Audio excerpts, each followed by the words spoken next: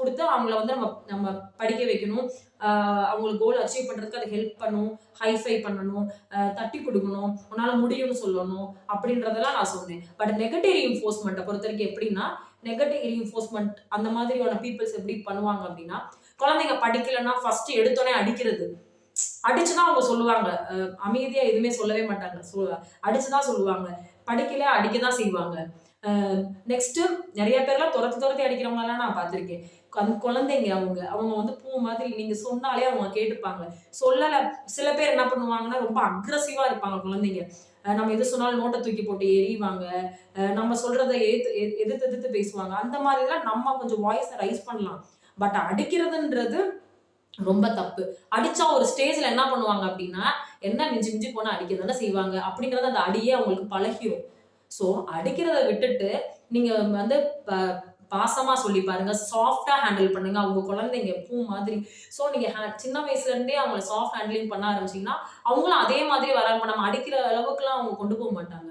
குழந்தைங்கள நம்ம தட்டி தட்டி குடுத்தோம்னா, அவங்க வந்து அவங்க அந்த சாஃப்ட் நேச்சர்லயே வர ஆரம்பிச்சுருவாங்க. நீங்க இப்படி பண்ணீங்கன்னா, அவங்களும் அதே மாதிரி வயலன்ட்டா தான் பிஹேவ் பண்ண ஆரம்பிப்பாங்க. நம்ம சாஃப்ட் நேச்சரா இருந்தா தான், அவங்களும் சாஃப்ட் நேச்சராவே வளருவாங்க.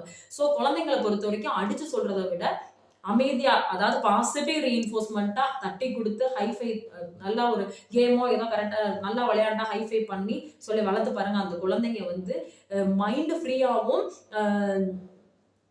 காமாவும் படிப்பாங்க. ஃப்ரீயா படிக்க ஆரம்பிப்பாங்க. நீங்க போட்டு அடிச்சுட்டே இருந்தீங்க அப்படின்னா, அவங்களுக்குள்ள ஒரு பயம் இருக்கும். நெக்ஸ்ட் என்னன்னா, டாக்ஸிக் ரிலேஷன்ஷிப்குள்ள போக ஆரம்பிப்பாங்க. அம்மா இப்படியே பண்ணிட்டே இருக்காங்க அப்படின்னும்போது, வெளியில இருக்கவங்க ஈஸியா அவங்கள இன்ஃப்ளூயன்ஸ் பண்ண ஆரம்பிச்சுருவாங்க. டாக்ஸிக் பீப்பிள் இன்ஃப்ளூயன்ஸ் பண்ண ஆரம்பிச்சுருவாங்க. ஸோ குழந்தைங்கள அந்த அளவுக்கு நீங்க விடாதீங்க. நீங்களே பாசமா அவங்கள சொல்லி வளங்க. இதுதான் சைல்ட் கேர்ல ரொம்ப முக்கியம். நெக்ஸ்ட் நம்ம ஒர்க் பண்ற பிளேஸ்ல எப்படின்னா, நம்ம பார்த்துருக்கோம் நிறைய இடத்துல நம்ம ஒர்க் பண்ணா இன்கிரிமெண்ட் குடுக்குறேன்னு சொல்லுவாங்க. சில இடத்துல இந்த நெகட்டிவ் ரீஇன்ஃபோர்ஸ்மென்ட் இருக்க இடத்துல என்ன சொல்லுவாங்க அப்படின்னா, இதுதான் உங்களுக்கு சேலரி. இதோட நீங்க ஒர்க் பண்ணா பண்ணுங்க அப்படின்ற சொல்லுவாங்க. ஆனா நீங்க நல்லா பாருங்களேன், இன்கிரிமெண்ட் குடுக்குற இடத்துல அவங்க வந்து நல்லா ஆர்வமா ஒர்க் பண்ணுவாங்க. சேலரி இவ்வளவுதான் கட் அண்ட் ரைட் பேசுற இடத்துல ஒரு இன்ட்ரெஸ்டே இல்லாம தான் ஒர்க் பண்ணுவாங்க. சோ நிறைய இடத்துல நான் பார்த்திருக்கேன்.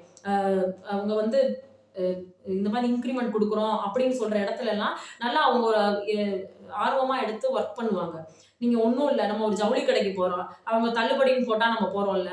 இதை ஒரு ரூ. 200 வாங்குற இடத்துல ரூ. 400 கொடுத்து நம்ம வாங்குவோமா?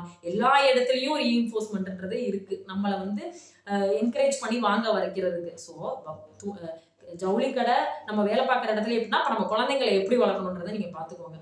நெக்ஸ்ட் நம்ம வேற டாபிக்ல மீட் பண்ணுவோம். தேங்க்யூ. தேங்க்ஸ் ஃபார் வாட்சிங்.